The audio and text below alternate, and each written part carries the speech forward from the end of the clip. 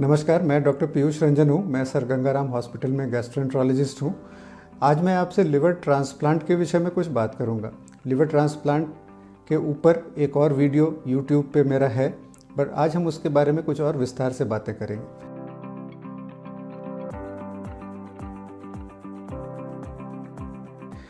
Liver हमारे body में एक बहुत ही इम्पॉर्टेंट ऑर्गन है और जब ये काम अपना नहीं कर पाता है और जब इसके ठीक होने की उम्मीद ना हो तो इसका सॉल्यूशन लिवर ट्रांसप्लांट यानी कि पुराने लिवर को हटाना और नए लिवर को लगाना होता है। कुछ तरह की स्पेसिफिक कंडीशंस होती हैं, बीमारियां होती हैं जिसमें लिवर ट्रांसप्लांट बिल्कुल क्यूरेटिव ट्रीटमेंट होता है। इसमें से 3 कैटेगरी की बीमारियां आती हैं मुख्य रूप से, जिसमें एक एक्यूट लिवर होता है, जिसमें फेलियर होता है, जिसमें लिवर पहले ठीक काम कर रहा था।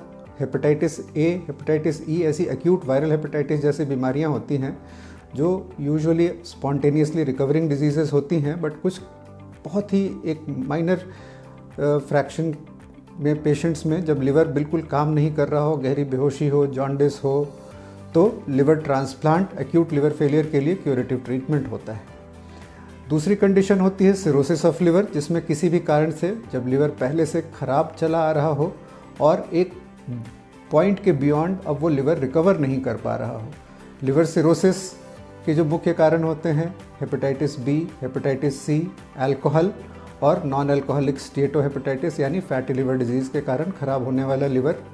और इन सब के कारण जो सिम्टम्स होते हैं जैसे जॉन्डिस, असाइटिस मतलब पेट में पानी भरना, उल्टी में खून आना, बेहोशी की हालत या लिवर में ट्यूमर या कैंसर होना। तो जब एक लिमिट के बियॉन्ड लिवर फंक्शन रिकवर नहीं कर रहा हो ट्रीटमेंट के बाद, तो फिर इसमें ऐसी स्थिति आती है जिसमें लिवर ट्रांसप्लांट की ज़रूरत पड़ती है। इस सब चीज़ों के सेट क्राइटेरिया होते हैं जिनको हम मेल्ड स्कोर, चाइल्ड स्कोर, इस सीवियरिटी असेसमेंट के स्कोर्स होते हैं जिसके ज़रिए हम उसको कैलकुलेट करते हैं।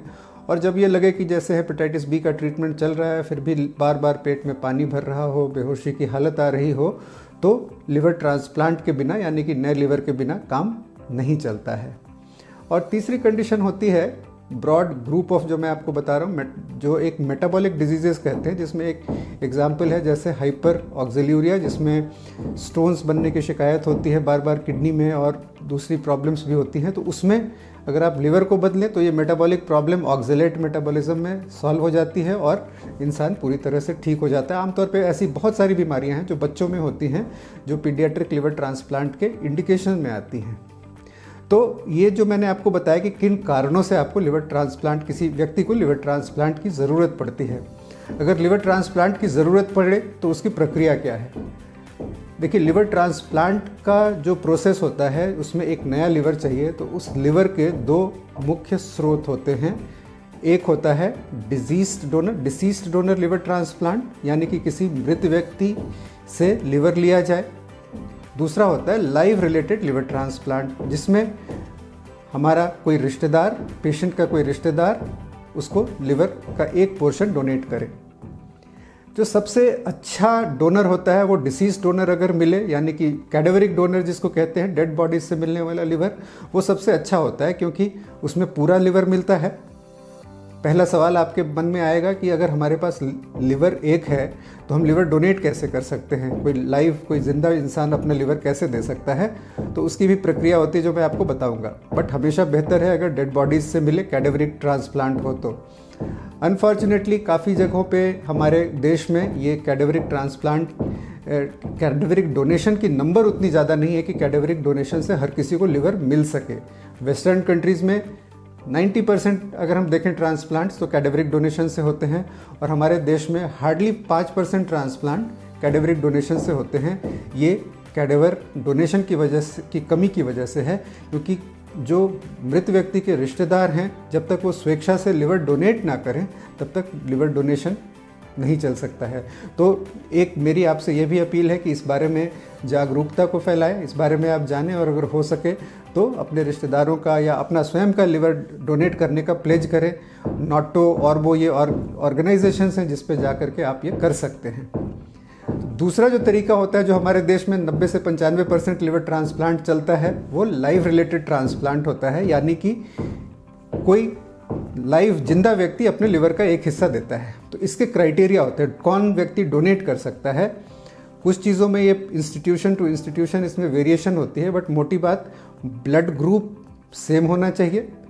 किडनी की तरह लिवर में कॉम्प्लेक्स मैचिंग नहीं चाहिए होती है, जिसको HLA मैचिंग कहते हैं, बट ब्लड ग्रुप सेम होना चाहिए कि यदि मेरा ब्लड ग्रुप A पॉजिटिव है तो डोनर A पॉजिटिव या O पॉजिटिव हो सकता है।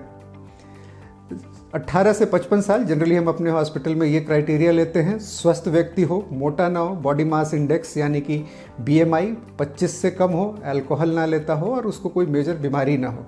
इसके बाद लिवर की वॉल्यूम और ये चीज़ें, यानी कि अगर मेरा ट्रांसप्लांट होना है तो मुझे कितनी वॉल्यूम की आवश्यकता है, ये कैलकुलेट होता है CT स्कैन और इन टेस्ट्स के ज़रिए। और बाकी चीज़ों में अगर मैचिंग हो और डोनर की मेडिकल कंडीशन ठीक हो तो वो डोनेट कर सकता है। तो जब भी ये लिवर लाइव रिलेटेड ट्रांसप्लांट की ऑपरेशन होता है तो इसके लिए पहले 2 ऑपरेशन थिएटर्स में काम शुरू होता है। डोनर का लिवर निकाला जाता है और फिर रेसिपिएंट का लिवर निकाला जाता है और डोनर का लिवर रेसिपिएंट में लगाया जाता है। ये एक टेक्निकली बहुत ही डिमांडिंग प्रोसीजर है, क्योंकि लिवर में कई तरह की आर्टरीज, एक तरह की आर्टरी, वेन और बाइल डक्ट, तीनों को वो जोड़ना एक कॉम्प्लेक्स प्रोसीजर होता है। किसी भी ट्रांसप्लांट के बाद शुरू का पीरियड इमीडिएट जो ये एनास्टोमोसिस नए, यानी कि बाइल डक्ट को बाइल डक्ट से जोड़ा गया, आर्टरी को आर्टरी से जोड़ा गया, वेन्स को वेन्स से जोड़ा गया, तो वहाँ से लीकेज होने का खतरा रहता है। शुरू के 48 घंटे से लेकर के कुछ दिनों तक जब ये लिवर अपना फंक्शन नहीं शुरू करता है तो वो एक चिंता का विषय होता है। ब्लड वेसल्स में क्लॉट हो सकता है, यानी कि कहने का मेरे मतलब ये है कि मल्टीपल कॉम्प्लिकेशंस फिर भी हो सकती हैं, बट 95% प्लस सक्सेस रेट इस ऑपरेशन का होता है। और 1 ईयर सर्वाइवल 90-95% पेशेंट और ग्राफ्ट सर्वाइवल, और 5 ईयर सर्वाइवल पेशेंट और ग्राफ्ट 80% प्लस होता है, डिपेंडिंग ऑन हम कितनी अच्छी केयर और कितना अच्छा फॉलोअप रखते हैं।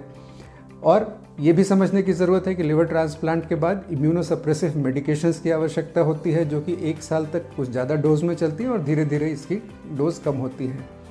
देखिए, लिवर ट्रांसप्लांट के बारे में बहुत से लोग ये पूछते हैं कि लिवर ट्रांसप्लांट होते ही हम बिल्कुल ठीक हो जाएंगे क्या। लिवर ट्रांसप्लांट, जैसा मैंने आपको पहले बताया, बहुत सेट इंडिकेशंस के लिए होता है। जब हमारी ज़रूरत हो, कि जब ये लगे कि अब इसके बिना ज़िंदगी की ड्यूरेशन और क्वालिटी ऑफ लाइफ दोनों अफेक्टेड हो रहे हों, तो ही लिवर ट्रांसप्लांट किया जाता है। लिवर ट्रांसप्लांट 100% सक्सेसफुल नहीं होता है, इसके बाद कॉम्प्लिकेशंस होती हैं और बहुत सारी दवाइयाँ भी चलती हैं, पर किसी दी हुई परिस्थिति में इसके सिवाय कोई भी चीज़ लाइफ सेविंग नहीं हो सकती है। तो अगर आपके डॉक्टर आपको बताएं कि आपके कोई रिश्तेदार या आपके कोई जानने वाले लिवर ट्रांसप्लांट की उनको ज़रूरत है, तो ये समझना चाहिए कि अगर कोई क्या इंडिकेशन है, यानी किस कारण से बताया जा रहा है, और अगर है तो फिर हमें इस दिशा में कदम निश्चित रूप से उठाना चाहिए। दुर्भाग्यपूर्ण बात है कि हमारे देश में डोनेशन नहीं होने के कारण अभी भी हम लाइव रिलेटेड ट्रांसप्लांट पर निर्भर करते हैं।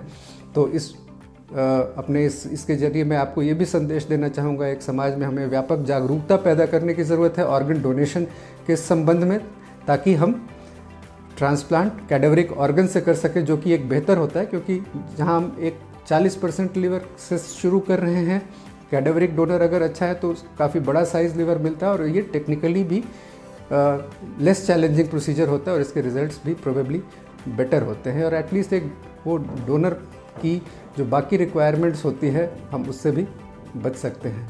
तो अगर आपको इस बारे में और कुछ भी जानकारी चाहिए हो, आप इसके बारे में समझना चाहते हो, तो आप मुझसे आकर के हॉस्पिटल में मुझसे मिल सकते हैं, मुझसे संपर्क कर सकते हैं। धन्यवाद।